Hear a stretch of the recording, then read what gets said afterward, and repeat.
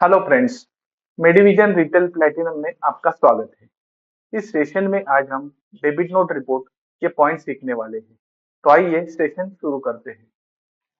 सबसे पहले सॉफ्टवेयर के मेन स्क्रीन पे डिस्प्ले रिपोर्ट इस मेनू में एंटर करना है। उसके बाद डेबिट नोट रिपोर्ट इस मेनू में एंटर करना है। उसके बाद अगर आपको ऑल डेबिट नोट रिपोर्ट निकालना है तो ऑल इस मेनू में एंटर करना है। एंटर करने के बाद डेबिट नोट क्राइटेरियन ये विंडो आपके सामने शो हो जाएगी। इसमें शो ओनली पेंडिंग, अगर आपको ओनली पेंडिंग डेबिट नोट यहाँ पे शो करनी है, इसकी रिपोर्ट निकालनी है तो उसको यस करेंगे। अगर आपको ऑल रिपोर्ट चाहिए, ऑल डेबिट नोट का रिपोर्ट चाहिए विद पेंडिंग और नॉन पेंडिंग, तो इसको नो करेंगे। एंटर करेंगे, एंटर करेंगे। एंटर करने के बाद उसमें डेट रेंज पूछेगा, कौन सी डेट से आपको कौन सी डेट तक ये डेबिट नोट रिपोर्ट चाहिए। तो फ्रॉम डेट में ब्लैंक रखेंगे तो 1 अप्रैल के पहले के जो भी डेबिट नोट है इसमें सब इंक्लूड हो जाएंगे। इसमें एंटर करेंगे। उसके बाद इस तरह की विंडो आपके सामने शो हो जाएगी, डेबिट नोट रिपोर्ट्स।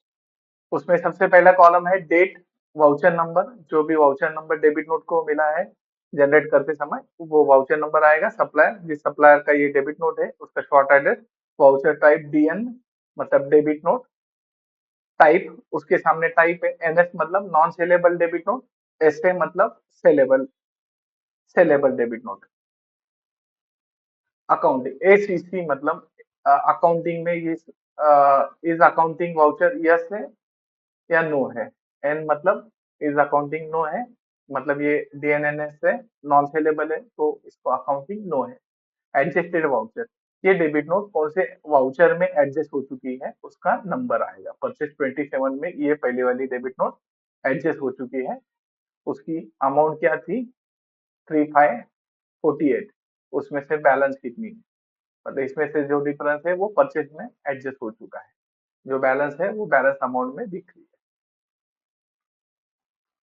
इसका डिटेल चाहिए आपको तो यहाँ पे F8 प्रेस करेंगे। F8 प्रेस करने के बाद ये परचेस, यहाँ से आप परचेस का रिकॉर्ड ओपन कर सकते हैं। 279 इसमें एडजस्ट हो चुकी है तो उसका रिकॉर्ड इसी में F8 करने से डायरेक्टली शो हो जाएगा।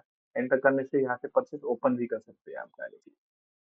नोट देखते हैं, 31 का है, इसमें बैलेंस अमाउंट नहीं दिख रहा है तो ये डेबिट नोट बिल में एडजस्ट हुआ है, उसको एंटर करेंगे।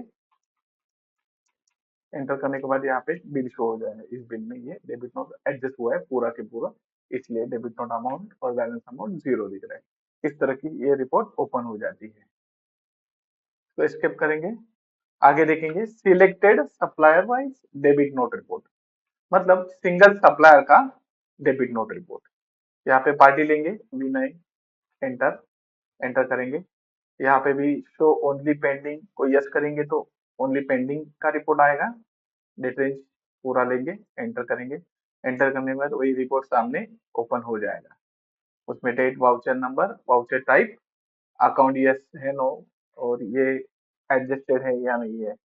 इसका डिटेल देखना है तो एपेड से यही से आप एपेड करके वो परचेज बिल, कौन सा परचेज बिल में एडजस्ट हुआ है उसका रिकॉर्ड भी यहाँ पे देख सकते हैं। इसको भी F4 से सॉर्ट आउट, F5 से सॉर्ट और F4 से फिल्टर भी कर सकते हैं। स्किप करेंगे, नीचे देखेंगे selected supplier wise pending debit note report, मतलब सिलेक्टेड एक सिंगल सप्लायर की कौन सी प्रोडक्ट डेबिट नोट से हमने भेजी थी, उसमें से कौन से प्रोडक्ट पेंडिंग है, कौन से प्रोडक्ट कितनी क्वांटिटी आपने भेजी है, इसका रिपोर्ट इसमें आ जाता है। एंटर करेंगे, पार्टी का नाम लिखेंगे विनय फार्मा, एंटर करेंगे। डेट रेंज लिखेंगे, यहाँ पे कौन सी डेट से कौन सी डेट तक आपको ये रिपोर्ट चाहिए उसको एंटर करेंगे। एंटर करने के बाद ये रिपोर्ट आपके सामने शो हो जाएगी।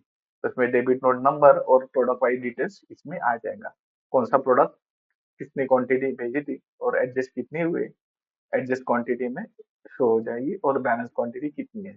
5 क्वांटिटी ये भेजी थी, उसमें से जो भी क्वांटिटी एडजस्ट हुई है उसका लिस्ट यहाँ पे आ जाएगा और बैलेंस क्वांटिटी सामने आ जाएगा। इसको भी एलपी से प्रिंट या एक्सपोर्ट कर सकते हैं, F4 से फिल्टर कर सकते हैं, F5 से सॉर्ट भी कर सकते हैं। तो इस सेशन में आज हमने डेबिट नोट रिपोर्ट कैसे जनरेट करते हैं इसकी जानकारी ली। धन्यवाद।